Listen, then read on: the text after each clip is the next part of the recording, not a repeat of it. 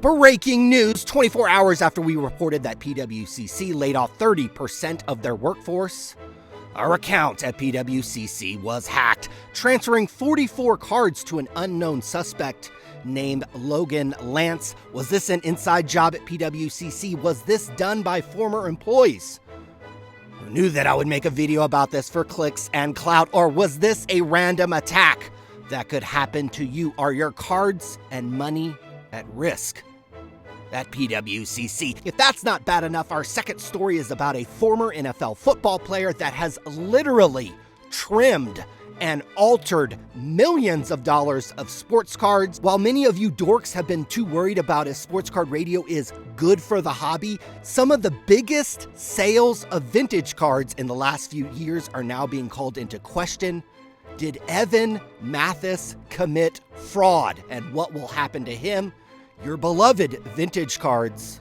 All that on an explosive episode of Sports Card Radio. Trump. We got these trimmers out there.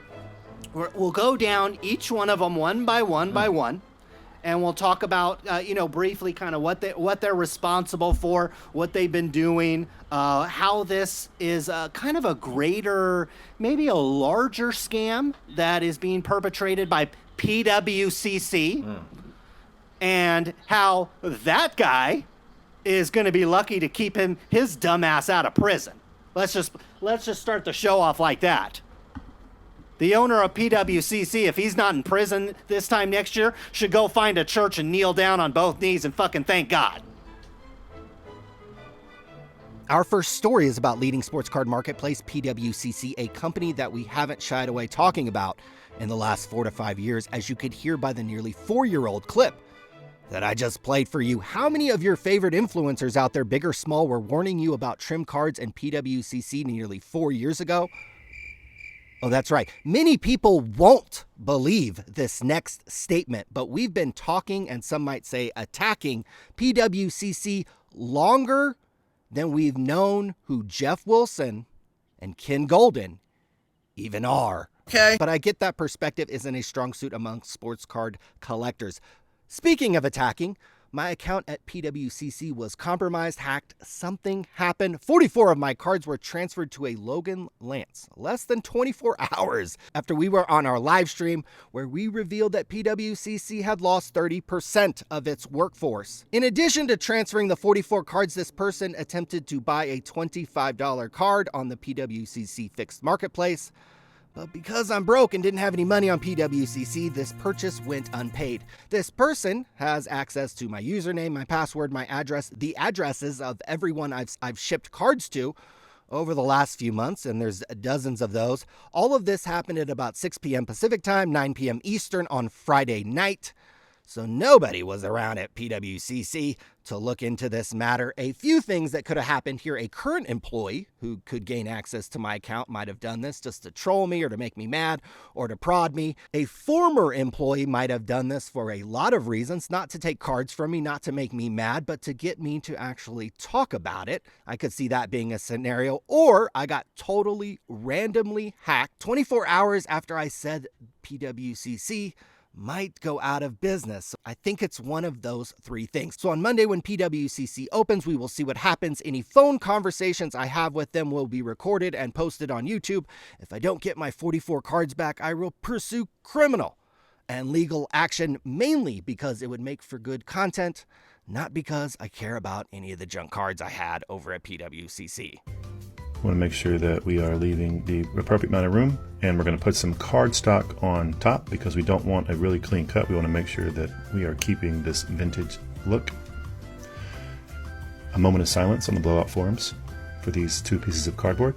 Our second story, and this one is about former NFL football player Evan Mathis, who has been a high-end sports card collector and dealer, and at one point he owned the 1952 Topps Mickey Mantle PSA 9 that sold for $5.2 million in January 2021 to Rob G. It's one of the highest selling sports cards of all time. In 2019, Mathis was accused on the Blowout Forum of trimming and altering vintage cards. When a card is trimmed or altered, grading companies reject these cards or put them in holders to acknowledge that some work was done on these cards. Trimmed or altered cards still have value, but not as much value to collectors as pack fresh cards or cards that have not been altered. Being accused of trimming in 2019 was a bad look in the hobby, similar to dipping a pack off camera by these breakers on Whatnot. Evan Mathis has made denials on Reddit and to Sports Card Radio when he was accused back in 2019. But 4 years later, Evan Mathis is out with an explosive video where he basically shows you how to trim and alter a vintage baseball card. The video is incredible. It's well done, actually. There are bits of humor. It's incredibly informative, and it is very, very scary for vintage card investors who put a lot of stock in the grade a particular card gets. Mathis even tagged Nat Turner in the video. I hope Mathis also tagged Joe Orlando too. Hello. Fellow card trimmer Jason Kuntz. Hey, Jason. Jeff, what's going on, man? Good to see you again. Thanks for coming. This building is huge. He commented, "Now we know how he got the 1952 Topps Mickey Mantle PSA 9. Evan Mathis replied, "Don't forget the Frank Thomas, no name on front, PSA 10 as well."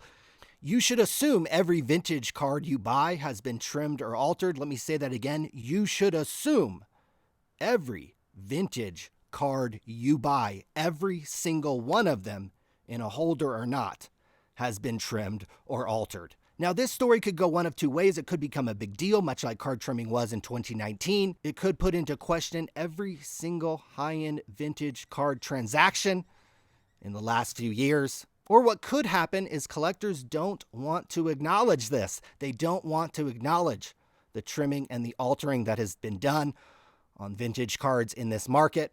Everyone will still play by the 1 to 10 scale that these grading companies have set up, and you will continue to pay a premium for grades in the 8, 9, and 10 category. We've been accused at laughing at sports card prices declining the last couple years. I'd argue is what we are laughing at is you guys spend so much money on these cards that you care so deeply about.